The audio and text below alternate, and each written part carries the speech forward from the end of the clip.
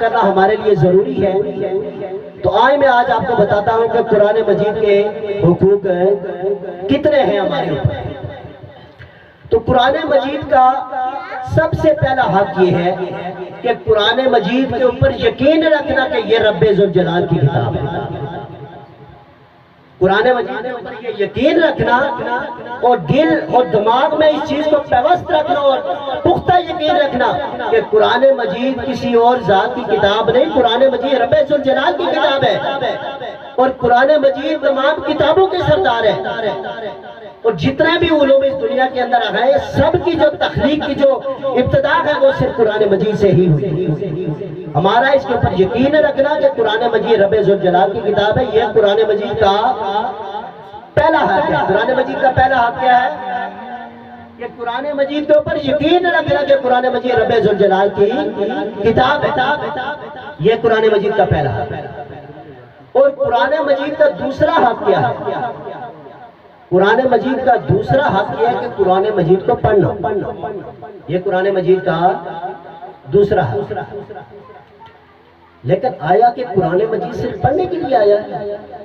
سوال یہ پیدا ہوتا ہے کہ قرآن مجید اس دنیا میں صرف پڑھنے کے لیے آیا تھا یا قرآن مجید اس دنیا میں صرف حفظ کر کے اس کو صرف وہاں تک محدود رکھنے کے لیے آیا تھا؟ نہیں، قرآن مجید کو اس دنیا میں نازل کرنے کا کچھ مقصود و مطلوب تھا۔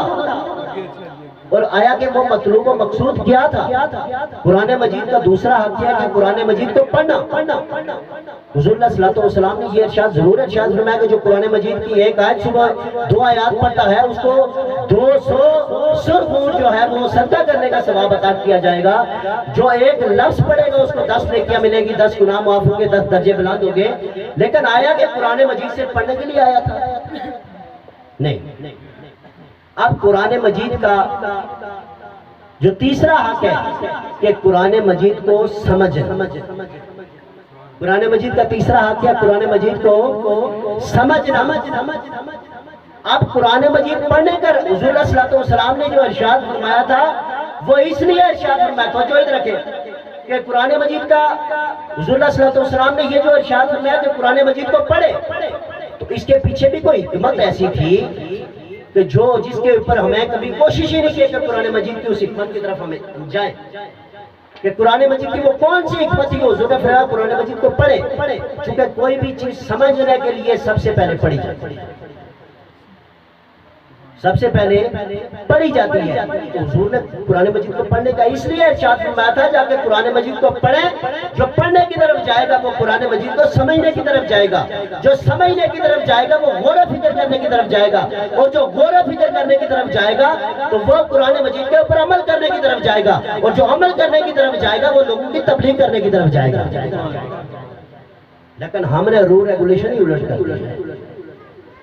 ہم ابھی تک اس پہلی پوری سیڑھی کے اوپر کھڑے ہیں، ہم ابھی تک ابتدا کے اندر کھڑے ہیں کہ قرآن مجید کو صرف ہم نے اتنا سنا ہے کہ قرآن مجید کو ہم نے صرف پڑھنا ہے بس۔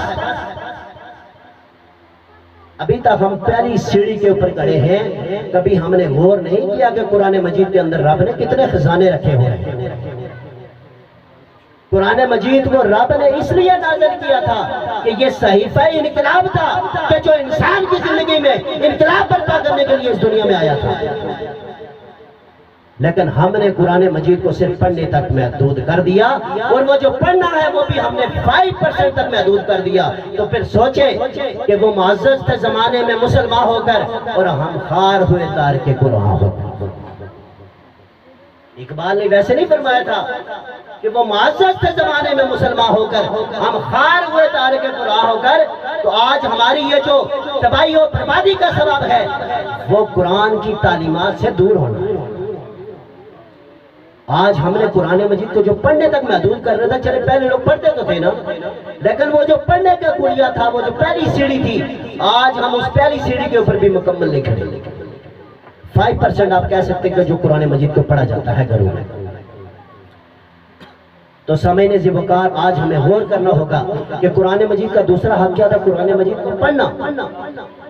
اور تیسرا حق تھا قرآن مجید کو سمجھنے کے لیے کوشش کرنا۔ تو آیا کہ قرآن مجید کو جو سمجھنے کے لیے ہم کوشش کر رہے ہیں، کیا قرآن مجید اتنا بھی حق نہیں رکھتا کہ ہماری طرف اگر کسی کا خط آ جائے تو وہ ہمیں انگلش میں لکھا ہو تو ہم اس کو سمجھنے کے لیے محلے کے 20 بندوں کے پاس جاتے ہیں کہ قرآن مجید کے اس خط کو میں سمجھا دے؟ تو مجھے بتائیں کہ اگر ایک خط کو سمجھنے کے لیے ہم 20 بندوں کے پاس جا سکتے ہیں تو قرآن مجید کے ایک سمجھنے کے لیے، ایک آیت کو سمجھنے کے لیے کہ ہم کسی مسجد کے خطیب کے پاس نہیں جا سکتے؟ کیا قرآن مجید کے ساتھ اتنی ناانصافی ہم کریں گے؟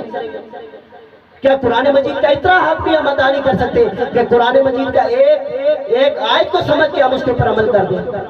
کیا رب ذوالجلال نے ہمیں یہ جو قابلیت عطا کی تھی، آج ہم جو بی ایس آنر کر دیتے ہیں، ہم جو ماسٹر کر دیتے ہیں، ہم اسپیشلائزیشن کر دیتے ہیں میتھمیٹکس کے اندر، فزکس کے اندر، بائیو کے اندر، مختلف سبجیکٹ کے اندر ہماری اسپیشلائزیشن ہوتی ہے، کیا رب نے ہمیں یہ قابلیت اس لیے عطا کی تھی کہ ہم اس تمام قابلیت کے باوجود رب ذوالجلال کی ایک آیت کے پیغام جو رب نے ہمیں بھیجا ہوا ہے، جو خط کے طور پہ رب نے ہمیں اتنا بڑا پیغام بھیجا ہے، کیا ہم قرآن کے ساتھ اتنا انصاف نہیں کر سکتے کہ ایک آیت کا ترجمہ ہم سیکھ سکتے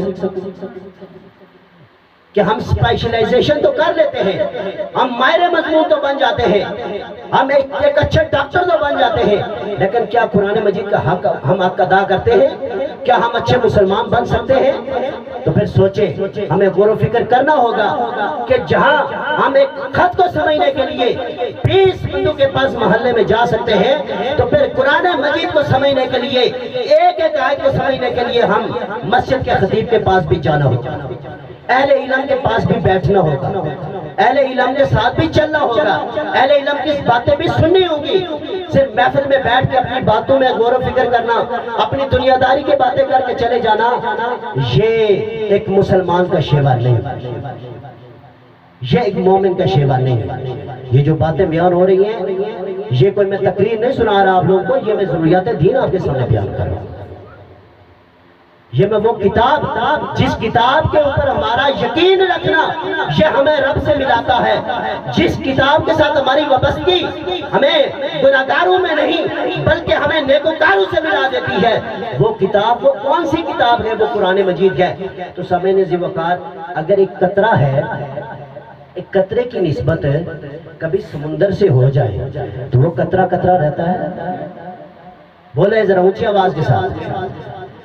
اگر ایک پانی کے قطرے کی نسبت سمندر سے ہو جائے تو وہ پانی کا قطرہ جو ہے وہ قطرہ نہیں رہتا، وہ سمندر بن جاتا ہے۔ تو پھر بتائیں نا مجھے کہ ایک قطرہ کی نسبت جب اعلیٰ سے ہو جائے تو وہ قطرہ نہیں رہتا، وہ اعلیٰ بن جاتا ہے۔ جب کسی گناہگار کی نسبت کسی پاک چیز سے ہو جائے تو وہ گناہگار نہیں رہتا، پاک بن جاتا ہے۔ تو پھر سوچے نا کہ جس ایک عام سے انسان کی نسبت جب قرآن مجید سے ہو جائے تو وہ انسان عام انسان رہ سکتا ہے؟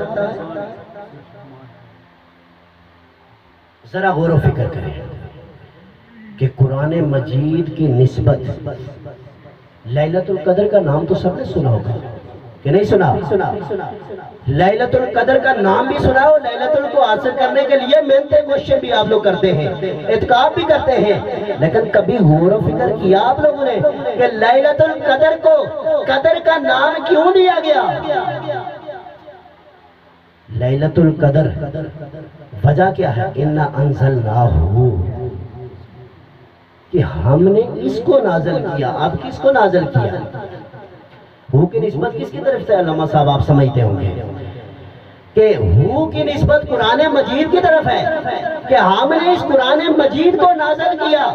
اب قرآن مجید کو نازل کرنا تھا اس رات کے اندر، نسبت عام رات کی، ایک رات کی نسبت قرآن کے ساتھ ہوئی تو وہ رات بھی عام رات نہیں رہی بلکہ قدر والی رات بن گئی۔ تو پھر سوچے نا ذرا کہ جب ایک رات جس کا مقصود، قرآن کا مطلوب و مقصود رات کو بڑا قدر والا بنانا نہیں تھا، قرآن مجید کی نسبت رات کو مقام مرتبہ دینا نہیں تھا، قرآن مجید کی نسبت، قرآن مجید کا مطلوب و مقصود، رب ذوالجلال نے قرآن کا مطلوب و مقصود یہ رکھا تھا کہ انسان کی ہدایت اور اس کی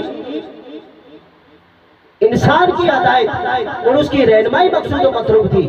تو پھر سوچے قرآن مجید کی کا جو مطلوب و مقصود ہے وہ انسانوں کی ہدایت ہے، تو پھر دیکھیں کہ ایک رات کی جب نسبت ابھی قرآن نازل ہوا، وہ نسبت قرآن کے ساتھ ہوئی تو وہ قدر والی رات بن گئی، 1000 مہینے سے زیادہ والی یعنی عبادت والی رات بن گئی۔ تو پھر سوچیں نا ذرا کہ اگر رات کی نسبت قرآن سے ہو تو قدر والی بن سکتی ہے، تو جس کے لیے قرآن مجید نازل ہوا، جس کے لیے صحیفہ انقلاب بن کے آیا، جس کی ہدایت کے لیے قرآن نازل ہوا، جس کے لیے انبیاء کا سردار اس دنیا میں آیا، جس کی تعلیمات کے لیے انبیاء علیہ السلام کے سردار رب ذوالجلال نے اپنے محبوب بھی اس دنیا میں مبعوث کر دیے، تو پھر سوچیں اگر اس قرآن مجید سے ایک انسان کی نسبت ہو جائے تو وہ قدر والا نہیں بن سکتا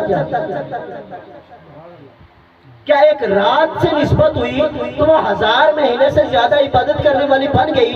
تو مجھے بتائیں جب ایک انسان جب قرآن کے لیے زندگی کو وقف کرتا ہے، جب قرآن کو سمجھنے کے لیے اپنی ہر جو ہے وہ خواہشات کو قربان کرتا ہے، اپنی زندگی کی جتنی بھی تمنائیں ہوتے ہیں ان کو خاک میں ملاتا ہے، تو مجھے بتائیں پھر رب ذوالجلال کے نزدیک اس انسان کے مقام و مرتبے کا عالم کیا ہوگا؟